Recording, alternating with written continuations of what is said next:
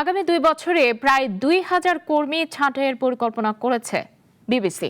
পরিবর্তিত গণমাধ্যম বাস্তবতা ও কমে যাওয়া আয়, এই দুয়ের চাপে কঠিন সময় পার করছে বিশ্বের অন্যতম প্রভাবশালী এই সম্প্রচার সংস্থা।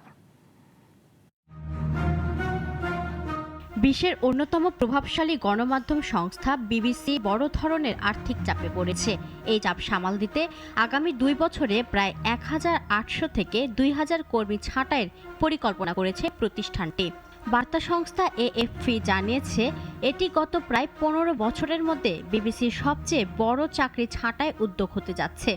সংস্থাটির অন্তর্বর্তীকালীন মহাপরিচালক রড্রি টালফান ডেভিস কর্মীদের উদ্দেশ্যে দেওয়া এক বার্তায় বলেছেন, চূড়ান্ত সংখ্যা এখনও নির্ধারিত না হলেও বড় পরিসরে জনবল কমানোর সম্ভাবনা রয়েছে। বিবিসি জানিয়েছে, বর্তমানে তারা উল্লেখযোগ্য আর্থিক চাপের মধ্যে রয়েছে। প্রতিষ্ঠানটির বার্ষিক প্রায় 5 বিলিয়ন পাউন্ড পরিচালনা ব্যয় থেকে অন্তত 500 মিলিয়ন পাউন্ড কমাতে হবে। এই সাশ্রয়ের লক্ষ্য নির্ধারণ করা হয়েছে 2027 থেকে 2028 সালের মধ্যে। এই সংকটের পেছনে রয়েছে একাধিক কারণ। এর মধ্যে অন্যতম হল দর্শকদের পরিবর্তিত অভ্যাস এবং ডিজিটাল প্ল্যাটফর্মের উত্থান। একই সঙ্গে কৃত্রিম বুদ্ধিমত্তার প্রসারও গণমাধ্যম শিল্পে বড় ধরনের পরিবর্তন এনে দিয়েছে। বিবিসির আয়ের প্রধান উৎস হল লাইসেন্স ফি, যা যুক্তরাজ্যের জনগণ টেলিভিশন বা রেডিও সেবা ব্যবহারের জন্য প্রদান করে। কিন্তু 2017 সালের পর থেকে এই আয়ের বাস্তব মূল্য প্রায় 24% কমে গেছে। তবে সংকটের মধ্যেও বিবিসির জনপ্রিয়তা এখনও ব্যাপক।